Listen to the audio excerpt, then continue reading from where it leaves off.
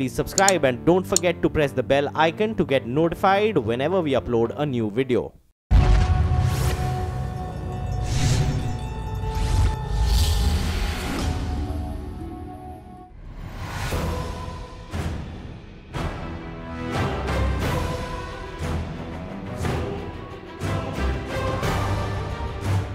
तैयारी हो गई है, ये मैंने अपना वेट सूट पहन लिया है, लेकिन अब वक्त है समुद्र के बीच में जाने का। मास्क पहनने के बाद बातचीत आपसे नहीं हो पाएगी क्योंकि वो गार्ड भी लग जाएगा।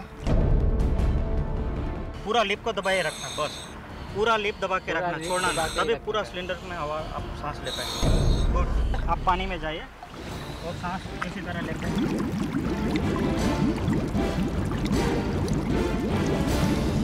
ये कैमरा नीचे रहेगा पानी का और इसके थ्रू सब कुछ रिकॉर्ड होगा। तो अब आगे जो कुछ भी आपको दिखाई देगा वो बिना आवाज़ के, मेरी आवाज़ नहीं मिल पाएगी आपको।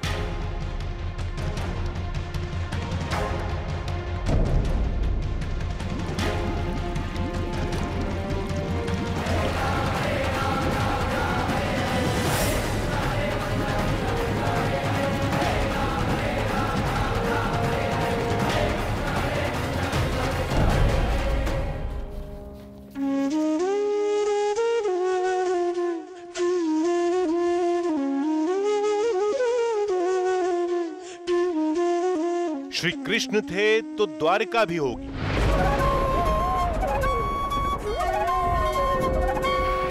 और द्वारिका थी तो उसके निशान भी मिलेंगे।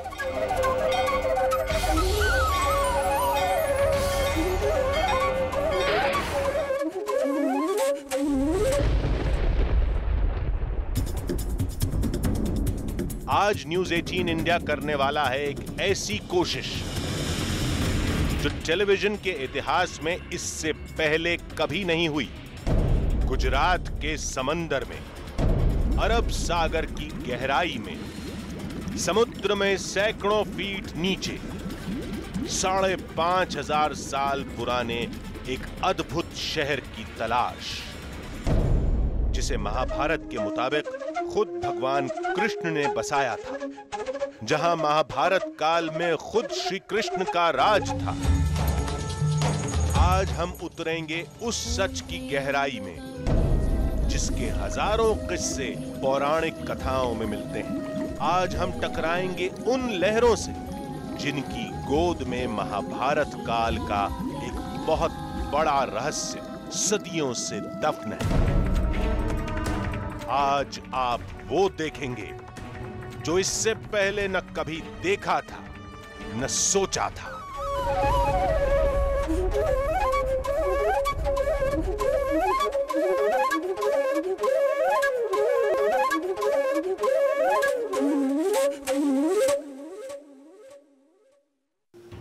आधी हकीकत आधा फसाना। क्या वाकई अरब सागर के नीचे एक डूबा हुआ शहर मौजूद है?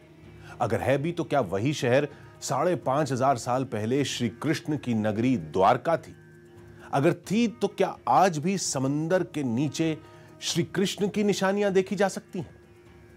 पिछले कई वर्षों से तमाम वैज्ञानिक इन सवालों में उलझे पड़े हैं। न जाने कितनी बार समंदर में गोते लगाए गए, न जाने कितनी बार उस शहर को तलाशने की कोशिश की गई, लेकिन अब तक उन सवालों का सटीक जवाब नहीं मिला। हमने फैसला किया कि इस पहेली को सुलझाने की एक कोशिश हम भी करते हैं। आज हमारी टीम भी समंदर की गहराइयों में गोते लगाएगी। कुछ आधुनिक कैमरों और मशीनों के साथ एक दिलचस्प पड़ताल की जाएगी और सामने आएगी एक ऐसी तस्वीर जो इससे पहले किसी टीवी कैमरे पर कैद नहीं हुई थी। तो चलिए शुरू करते हैं श्री कृष्ण के कर्मलोक का यह खतरनाक और अद्भुत सफर।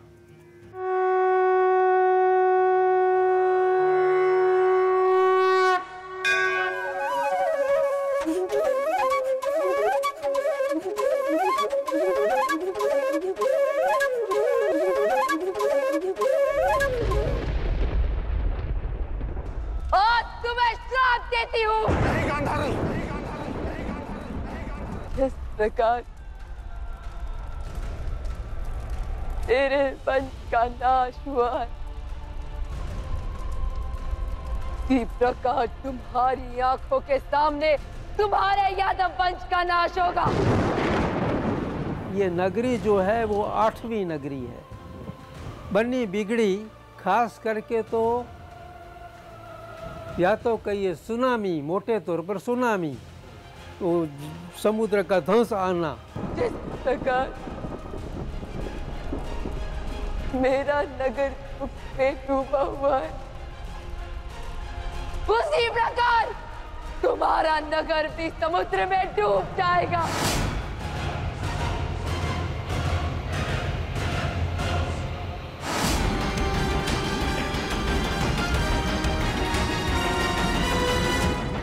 सबसे पहले हम लोग को जो अंडर वाटर मिला था, that was one big wall, एक सबसे बड़ी दीवार थी, बहुत बड़ी दीवार थी। क्या वाकई समुद्र की गहराइयों में द्वारका से जुड़ी कोई निशानी छुपी? हम जानते थे कि इस सवाल का जवाब हासिल करना आसान नहीं होगा। इसके लिए हमें जाना था अहमदाबाद से करीब 500 किलोमीटर दूर द्वारका।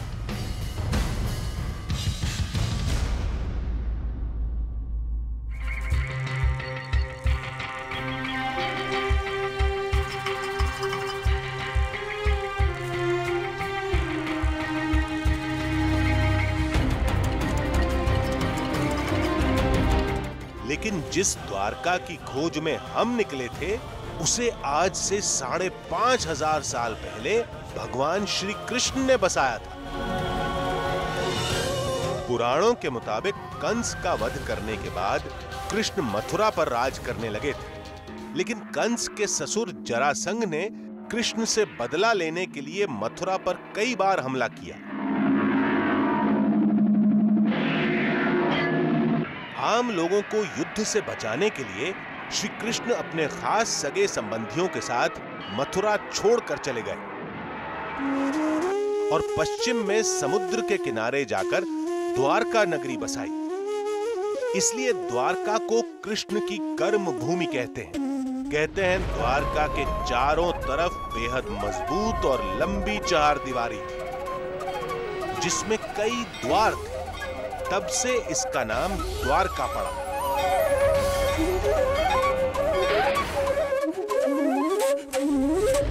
लेकिन कहते हैं गंधारी के श्राप से कृष्ण, उनका वंश और उनकी नगरी नहीं बच पाई। सुनामी में द्वारका नगरी समुद्र में समा गई। पुराणों की इन कथाओं में डूबे हम द्वारका पहुंच गए। तो अहमदाबाद से 500 किलोमीटर का सफर तय कर हम आखिरकार द्वारका पहुंच चुके हैं। ये भगवान कृष्ण की द्वारका नहीं है, ये आज के ज़माने की द्वारका है। भगवान कृष्ण ने जिस द्वारका को बसाया था वो, जैसा आपको बताया, कि समुद्र के नीचे कहीं विलुप्त हो चुकी है। लेकिन आज की द्वारका आपके सामने है, द्वारकाधीश मंदिर भी है। और यहाँ आने का हमारा सिर्फ और सिर्फ एक ही मकसद है कि उस द्वारका को तलाश सकें, उस द्वारका के निशानों को ढूंढ सकें जो भगवान कृष्ण ने विश्वकर्मा से खुद बनवाई थी। भगवान कृष्ण से कई लीलाएं जुड़ी हैं, लेकिन द्वारकाधीश यानी एक राजा के तौर पर कृष्ण का जिक्र बहुत कम ही मिलता है। द्वारका कृष्ण के इसी अवतार की सबसे बड़ी साक्षी है और हमारा मकसद उसी द्वारका की तलाश है।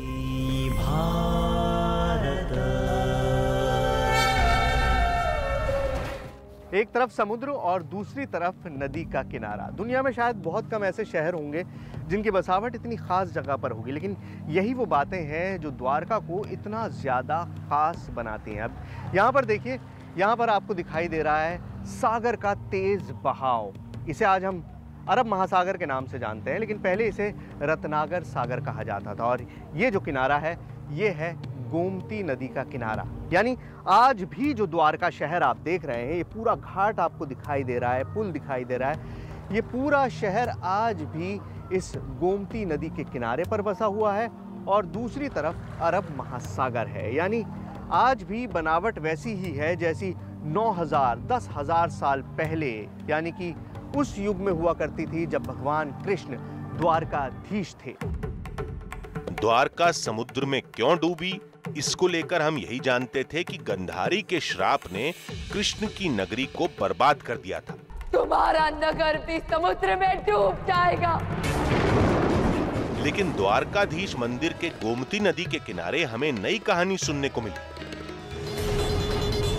यहाँ पर द्वारका के बिल्कुल किनारे पर, समुद्र के किनारे पर, ये मंदिर जो है ये समुद्र देवता का मंदिर है, यानी वो देवता जिसने भगवान कृष्ण को द्वारका बनाने के लिए ज़मीन दी। मान्यता ये है कि करीबन 100 किलोमीटर ज़मीन समुद्र देवता ने भगवान कृष्ण को दी थी और उनसे ये वादा लिया था कि जब समय पूरा हो जाएगा तो वो इस धरती को, जो धरती समुद्र देवता ने दी है, उसको वापस ले लेंगे। और ये देखिए, ऐसा लगता है जैसे ये लहरें अपनी जो ज़मीन है, अपना जो हक है, उसे वापस मांगने के लिए आ रही हैं। और लोगों की मान्यता भी यही है कि पहले द्वारका बहुत बड़ी थी, बहुत आगे तक द्वारका फैली हुई थी, लेकिन धीमे धीमे करके समुद्र का पानी शहर के अंदर तक आता जा रहा है, यानी समुद्र जो है उस जगह को घेरता जा रहा है। वो जो वादा भगवान कृष्ण ने समुद्र देवता से किया था, उस वादे को पूरा होने का वक्त आता जा रहा है। समुद्र अपनी ज़मीन को वापस लेता जा रहा है। दिन ब दिन लहरें और ज़्यादा अंदर तक, शहर के और अंदर तक जाती हैं। गोमती नदी में आप ये देखिए, समुद्र की लहरें नदी के अंदर तक पहुंच चुकी हैं। और यही मान्यता है कि भगवान कृष्ण ने वादा किया था समुद्र देवता से कि वो ये ज़मीन उनको लौटा देंगे, और इसीलिए समुद्र धीमे धीमे करके अपनी ज़मीन को वापस ले रहा है।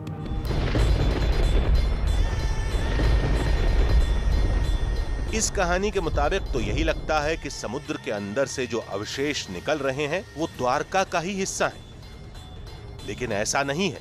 जो लोग कृष्ण की उस अद्भुत नगरी के शोध से जुड़े हैं, उनके मुताबिक समुद्र से निकले अवशेषों को द्वारका से जोड़ना गलत होगा। तो आज पुरातत्व विभाग ने ये खोजबीन करके हमारे सामने ये सबूत रखा है, या ये सारे अवशेष रख दिए हैं, और वो जो कह रहे हैं वो हम मान रहे हैं, ऐसा नहीं है। द्वारका आकर एहसास हुआ कि हम एक गलत सोच के साथ आगे बढ़ रहे थे। मान्यता यह है कि द्वापर युग से लेकर अब तक समुद्र के अंदर 1 या 2 नहीं, कुल 6 द्वारका डूबी हैं। इनमें कौन सी कृष्ण की है और कौन सी उनके बाद की, इसको जानने का हमारे पास कोई तरीका नहीं था। और यही वजह है कि समुद्र के अंदर मिले सभी अवशेषों को द्वारका से जोड़कर नहीं देखा जाता। तो समुद्र के अंदर जो अवशेष निकल रहे हैं वो क्या हैं?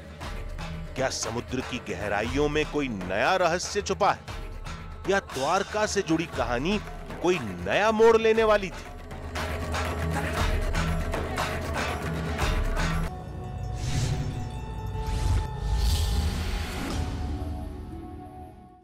आधी हकीकत आधा फसाना। साल 2000 में वैज्ञानिकों की एक टीम अरब सागर की गहराई में उतरी थी। मकसद द्वारका को खोजना नहीं था, बल्कि वो वैज्ञानिक तो पानी में फैले प्रदूषण की वजह का पता लगाने के लिए गए थे। लेकिन उस टीम को पानी के भीतर कुछ ऐसी तस्वीरें दिखाई दी जिन्हें देखकर उनके भी होश उड़ गए।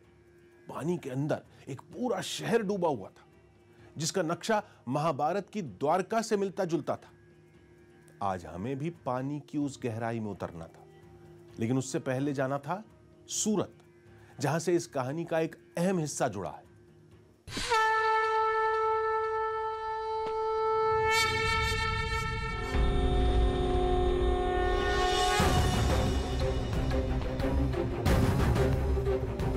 प्राचीन द्वारका हकीकत है या फसाना, इस पर कई मत हैं। और इन मतभेदों के बीच हम उस जगह की तरफ बढ़े जो अपने आप में कृष्ण से जुड़ा एक अद्भुत लोक है।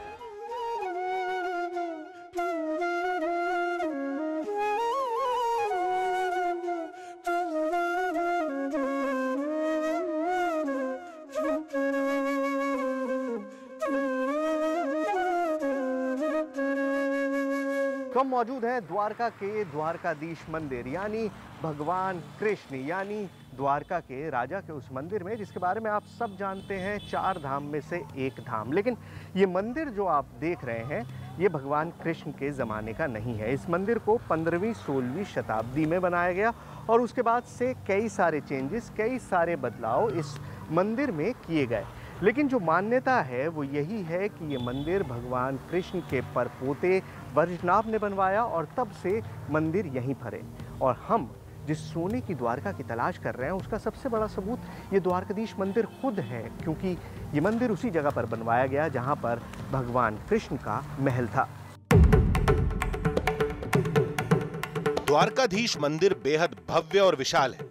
कहते हैं जिस जगह आज यह मंदिर है इसी जगह कभी भगवान कृष्ण दरबार लगाया करते थे, जिसकी याद में कृष्ण के पड़पोते ने इस मंदिर को बनवाया था। 150 फीट ऊंचा मंदिर, 52 गज की ध्वजा, 7 मंजिला है इस तरफ में जो सप्तपुरी का है, 4 मंजिला है इस तरफ में जो 4 धाम का है। ये मुख्य मंदिर जो है द्वारकाधीश का वो बिल्कुल सेंटर में है और चारों तरफ में भगवान श्री कृष्ण का परिवार है। भगवान द्वारकाधीश के सामने उनकी माँ है देवकी।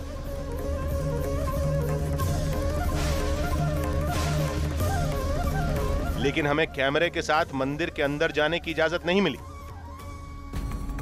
आस्था से जुड़ा मामला था, लिहाजा हमें इसे मानना पड़ा। प्राचीन द्वारका के अस्तित्व को लेकर हमने कई शोधकर्ताओं, इतिहासकारों और पुजारियों से बात की। फिर हमें कुछ और ही पता चला। हमें बताया गया कि कृष्ण की नगरी द्वारका की जड़ें भले ही यहां हैं, लेकिन इसकी शाखाएं काफी दूर तक फैली हैं, शायद 700 किलोमीटर तक। अगर आपने सीप में बंद मोती को देखा होगा तो आपको एहसास हो जाएगा कि वो उसको किस कदर संभाल के रखती है। समुद्र का भी कुछ ऐसा ही हाल है। समुद्र कभी भी आसानी से अपने राज नहीं खोलता। और अगर आज हम सोने की इस नगरी के बारे में बात कर पा रहे हैं तो इसकी वजह है पिछले 20-25 साल की रिसर्च और मेहनत। लेकिन हमारी कहानी की शुरुआत यहाँ नहीं होती। हमारी कहानी की शुरुआत होती है सूरत में, जहाँ पर समुद्र की खुदाई के दौरान एक दीवार मिलती है। और उस दीवार का राज जानने के लिए वहां मौजूद हैं मेरे सहयोगी जनक दवे। सूरत के समुद्र में मिली प्राचीन दीवार की हकीकत को जानने के लिए हमारी दूसरी टीम सूरत में थी। उस दावे की पड़ताल के लिए आर्कियोलॉजिकल सर्वे ऑफ इंडिया की उस टीम का हिस्सा रहे डॉक्टर मितुल त्रिवेदी को लेकर हम उसी जगह पर पहुंचे।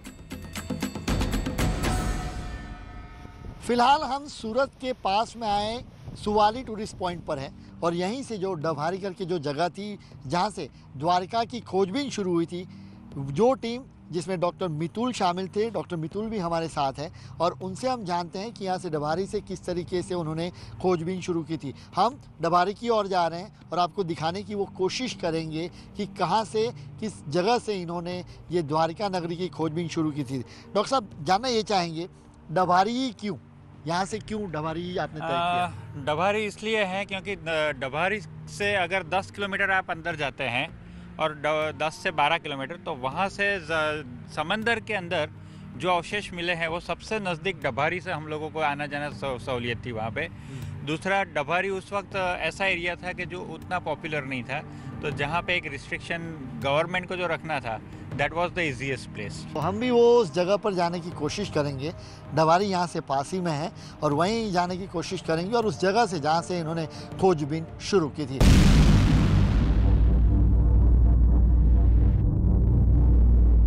हम सूरत में डभारी से लगे समुद्र के उसी हिस्से की तरफ जा रहे थे जहां 800 फीट नीचे द्वारका की प्राचीन दीवार मिली थी।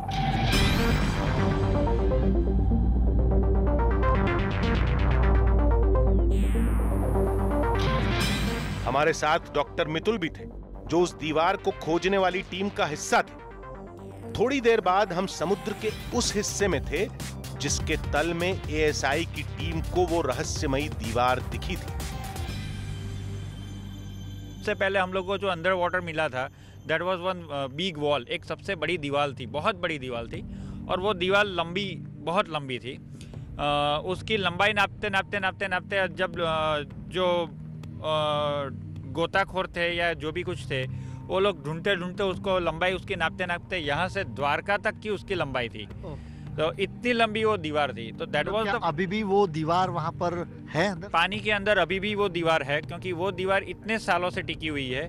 कहीं कहीं वो दीवार बीच बीच में थोड़ी बहुत क्रैक है, कहीं कोई जगह पे उसकी हाइट और ये सब उसके ऊपर काफ़ी सारी असर हुई है, उसकी क्वालिटी के ऊपर भी काफ़ी सारी असर हुई है पानी की इतनी मात्रा के अंदर रहने के बाद भी, लेकिन आज भी वो दीवार दिखाई दे रही है। तो that was the first incidence के उन लोगों को ये लगा कि कहीं ना कहीं ये द्वारका से जुड़ी हुई कोई कहानी है, क्योंकि वो दीवार द्वारका तक जुड़ी हुई थी।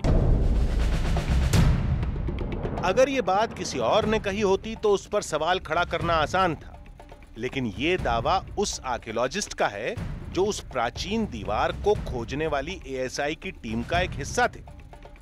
लेकिन एक अहम सवाल अब भी खड़ा था, जो दीवार सूरत में मिली थी वो द्वारका का ही हिस्सा है, ये कैसे साबित हुआ? दो टीम फिर बनी, एक द्वारका की तरफ से एक टीम रिसर्च कर रही थी, दूसरी टीम इस तरफ से रिसर्च करना शुरू किया 2000 से, और दोनों को फिर 2000 के बाद जो भी सारी चीज़ें यहाँ से जो मिलती थी उसको द्वारका की टीम के साथ मैच किया जाता था कि आप लोगों को जो मिला है वो क्या इस तरह से है, क्या ये इस तरह की क्वालिटी है, इस तरह के मटेरियल है, इस तरह के कंटेंट है, उसका डेटिंग क्या है, उसका कार्बन डेटिंग क्या है, उसकी अलग अलग रिपोर्ट्स और क्या बता रही है।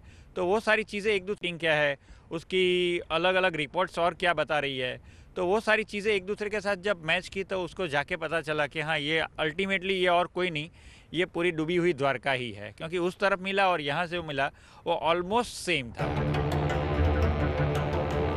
सड़क मार्ग से द्वारका की दूरी करीब 700 किलोमीटर है और समुद्र के रास्ते ये फासला और भी बढ़ जाता है। पुराणों में ये तो लिखा है कि प्राचीन द्वारका के चारों तरफ एक ऊंची दीवार थी, तो श्री कृष्ण के समय में द्वारका की सीमा क्या इतनी बड़ी थी? हम लोगों को यही पता था आज तक कि द्वारका एक छोटा सा सिटी था, छोटा सा शहर था, या एक किनारे पे बसी हुई एक नगरी थी, लेकिन द्वारका नगरी थी ऐसा नहीं था, द्वारका पूरा एक स्टेट था। यानी सूरत के समुद्र में जिस दीवार के देखे जाने की बात वैज्ञानिक प्रमाण के साथ कही जा रही है, वो द्वारका का महज एक छोटा हिस्सा है। उस प्राचीन नगरी के असली निशान तो बेट द्वारका में मिलेंगे। बेट द्वारका एक टापू है जो नए द्वारका के करीब है। वहां पहले से ही मौजूद हमारी टीम अब बेट द्वारका की तरफ बढ़ रही थी।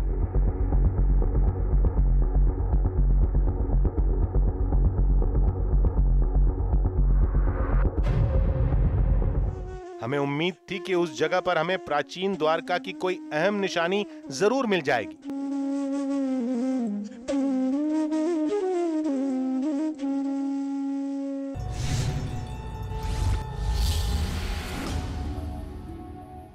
आज की द्वारका दो हिस्सों में बटी है। पहले हिस्से को गोमती द्वारका और दूसरे हिस्से को बेट द्वारका कहते हैं। गोमती द्वारका में द्वारकाधीश मंदिर है और बेट द्वारका में कृष्ण का महल। बेट द्वारका को उसी प्राचीन द्वारका का हिस्सा माना जाता है जहां श्री कृष्ण रहा करते थे, और ये चारों तरफ समुद्र से घिरी है। कहते हैं बेट द्वारका के पास समुद्र में कुछ बर्तन और औजार निकले थे, और दावा किया जाता है कि उसी जगह पर प्राचीन द्वारका की दीवार देखी गई थी, जिसका एक हिस्सा सूरत में निकलने का दावा किया जा रहा था। इन सारी बातों को देखते हुए हमारा बेट द्वारका जाना जरूरी था, और उम्मीद यही थी कि वहां हमारी तलाश जुड़ी। बताया जाता है कि सुदामा जिस महल में अपने सखा कृष्ण से मिले थे वो बेट द्वारका का ही महल था। महाभारत का युद्ध शुरू होने से पहले अर्जुन और दुर्योधन कृष्ण से मदद मांगने बेट द्वारका के ही महल में आए थे।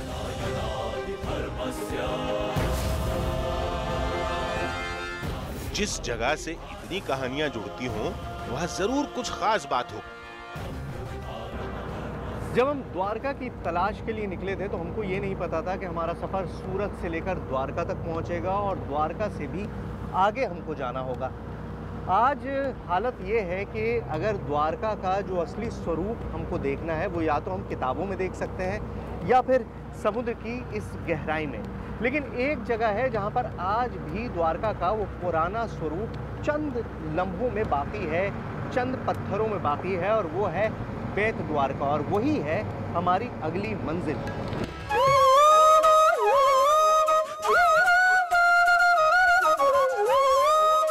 कुछ देर बाद हम श्री कृष्ण से जुड़ी ऐतिहासिक धरती पर खड़े थे।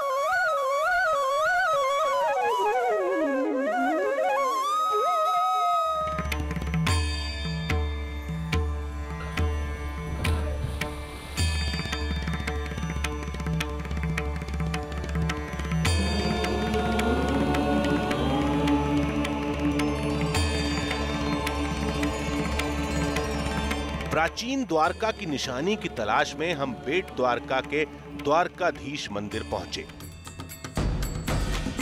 यहां हम काफी देर तक भटके, लोगों से बात की, हर पड़ताल की, लेकिन यहां भी प्राचीन द्वारका की निशानी केवल कहानियों में मिली।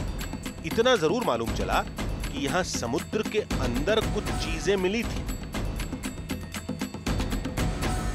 वो थोड़ा बर्तन निकला था ना, थोड़ा 4000 साल पहले का किला, मीन्स के कोई सोना नहीं है, वो भगवान का युग था, वो सोनेरी युग था। भगवान चले गए तो युग खत्म हो गया। इसके लिए आदमी लोग बोलते हैं कि भगवान ने सोने की द्वारका समुद्र में डुबा दिया, इसलिए 4000 साल पहले का किला है।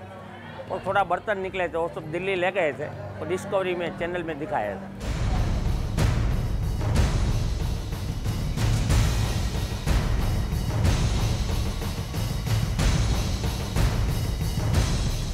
जब शाम को हम वापस आए तो थोड़ी निराशा जरूर थी, क्योंकि बेट द्वारका में उम्मीद के मुताबिक कुछ नहीं मिला, लेकिन हमारी झोली खाली भी नहीं थी। बेट द्वारका आने का हमारा जो मकसद था वो पूरी तरह से कामयाब नहीं हो पाया। हमें बहुत सारी चीज़ें जानने को मिली, बहुत सारा पौराणिक इतिहास हमारी समझ में आया, लेकिन प्रॉब्लम ये है कि हम जो तलाश कर रहे हैं वो हमको नहीं मिल पाया। हमको तलाश है उन साक्ष्यों की, उन प्रमाणों की जो साबित कर सके कि समुद्र में से जो शहर निकल रहा है वो वाकई वही द्वारका है जो भगवान कृष्ण ने बसाई थी, लेकिन वो अभी तक मिल नहीं पाया। और मुझे लगता है उसका सिर्फ एक ही रास्ता है, और वो रास्ता है समुद्र की गहराई में। अब हमको इस पानी में उतरना पड़ेगा, इस बोट से काम नहीं चल पाएगा। अब हमको पानी में उतरना पड़ेगा और पानी में जाकर हमको वो साक्ष्य खुद अपनी आंखों से देखने पड़ेंगे, आपको दिखाने पड़ेंगे, जो इस समुद्र की गहराई में समाये हुए हैं। डूबते सूरज ने हमें अगले दिन की एक बड़ी चुनौती दे दी थी। विलुप्त हो चुकी द्वारका के अवशेष तलाशने के लिए अब समुद्र की गहराई में उतरना था, और तैयारी के लिए केवल आज की रात थी।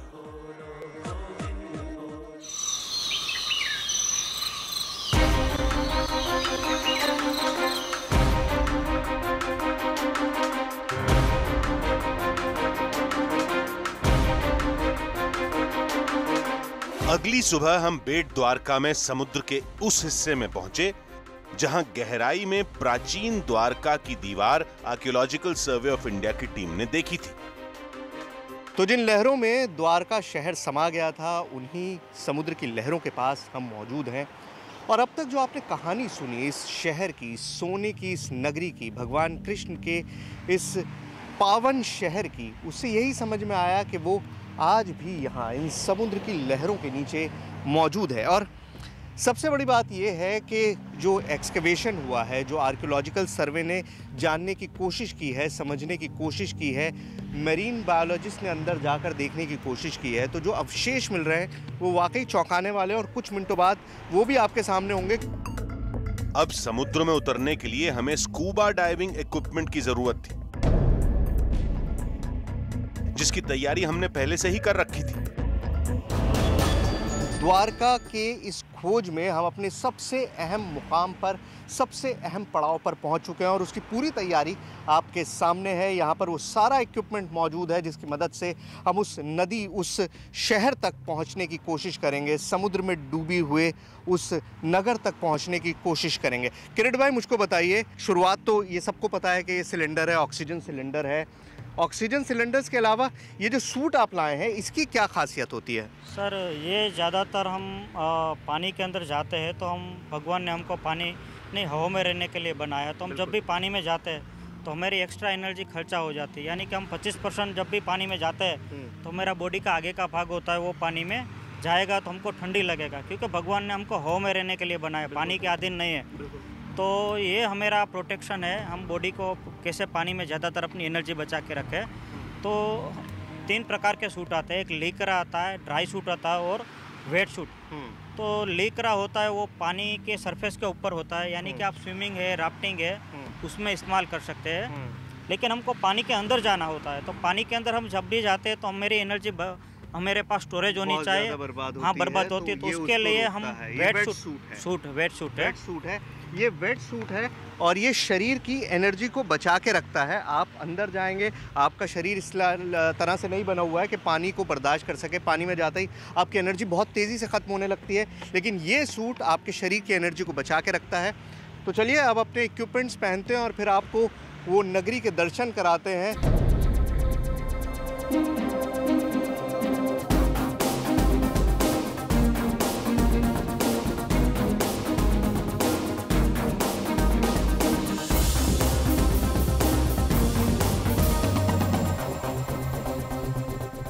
तैयारी हो गई है। ये मैंने अपना वेट सूट पहन लिया है। काफ़ी कसाव है लेकिन ज़रूरी है समुद्र में जाने के लिए। और अब वो चरण आ रहा है, अब वो मंजिल आ रही है जब सफ़र और ज़्यादा मुश्किल हो जाएगा।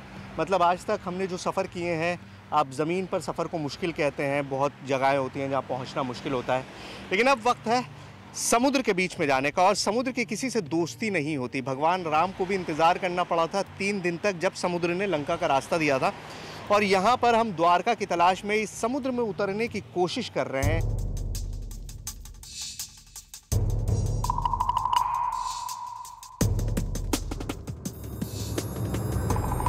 द्वारका की निशानी तलाशने के लिए हमें 50 फीट से ज्यादा गहराई में जाना होगा और नए गोताखोर के लिए यह बेहद खतरनाक होता है। जब आप लोगों को लेकर जाते होंगे तो उनसे कोई इंडिमिटी वगैरह साइन करवाते हैं कि भाई खतरा आपका अपना है, क्या है? जी सर, हम मेरे पास ऑल इंडिया से काफ़ी लोग स्कूबा डाइविंग करने के लिए आते हैं और 15 अक्टूबर से मार्च तक ज़्यादातर हमारा डाइव सेंटर ओपन रहता है। तो हम एक स्कूबा डाइविंग ब्यूरो फॉर्म को फिलअप करना पड़ता है और सभी लोगों को, ये कोई भी हो, जो स्विमर हो या नॉन स्विमर, डाइवर हो, सभी लोगों को ये फिलअप करना पड़ता है।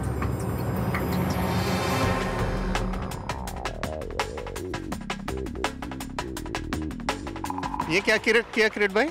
सर, हम कहीं पे भी जाते हैं तो हम किसी की इजाज़त लेते हैं, लेकिन हम जो भगवान समुद्र नारायण है हम उसके अंदर जाते हैं गोताखोरी करने के लिए, तो हमको उनकी भी इजाज़त लेनी पड़ती है और एक तरह का ये हम रिस्पेक्ट कर रहे हैं।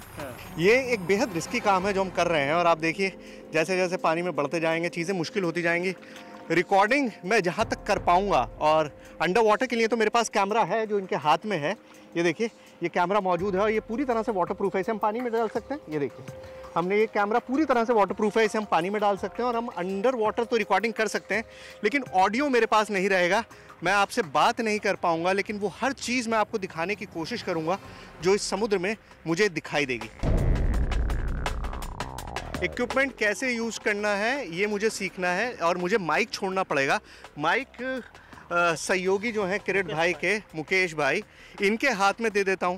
भाई आप माइक रखिए ताकि आवाज़ रिकॉर्ड होती रहे, पानी में ना जाए, बस ये ध्यान रखिएगा और हमारा हाथ फ्री रहे। तो ठीक है, हम शुरू करते हैं।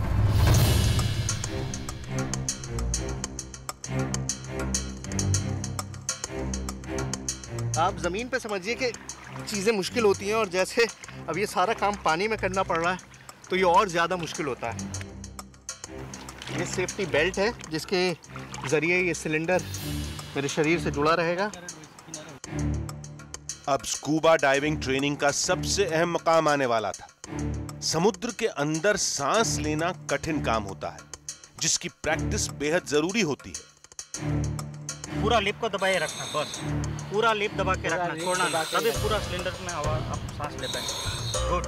आप पानी में जाइए और सांस इसी तरह लेके पैर ऊपर ले लीजिए।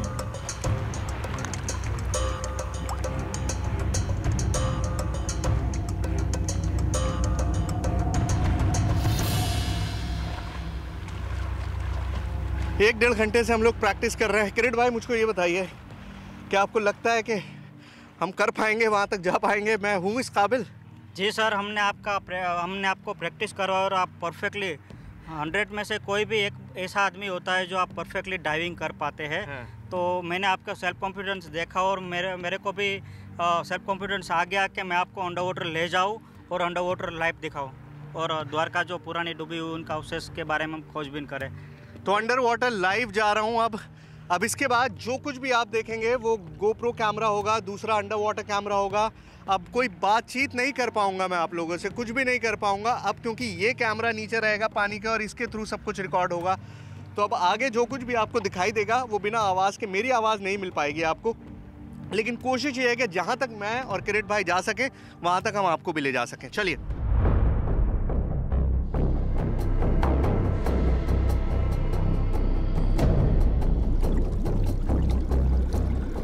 समुद्र के अंदर गोता लगाना एक अद्भुत अनुभव था।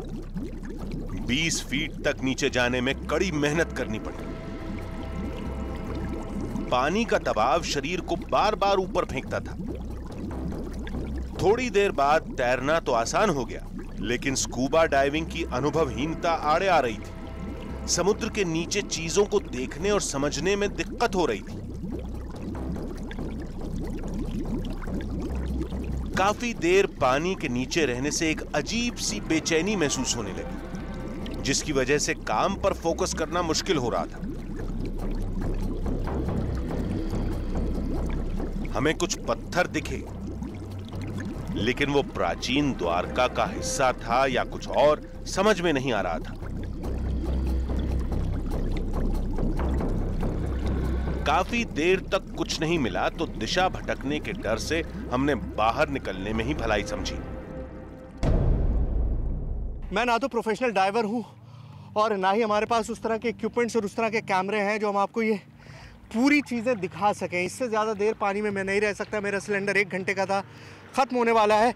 लेकिन इंडियन आर्कियोलॉजिकल सर्वे जो है उसने बहुत सारी रिसर्च की है, ASI ने, आर्कियोलॉजिकल सर्वे ऑफ इंडिया ने, और उसकी रिसर्च का जो वीडियो है उसमें से भी ये बात जाहिर होती है और वो जो चीज़ें निकल कर आई हैं उससे बात जाहिर होती है कि यहीं पर कृष्ण की वो नगरी थी, वो द्वारका थी।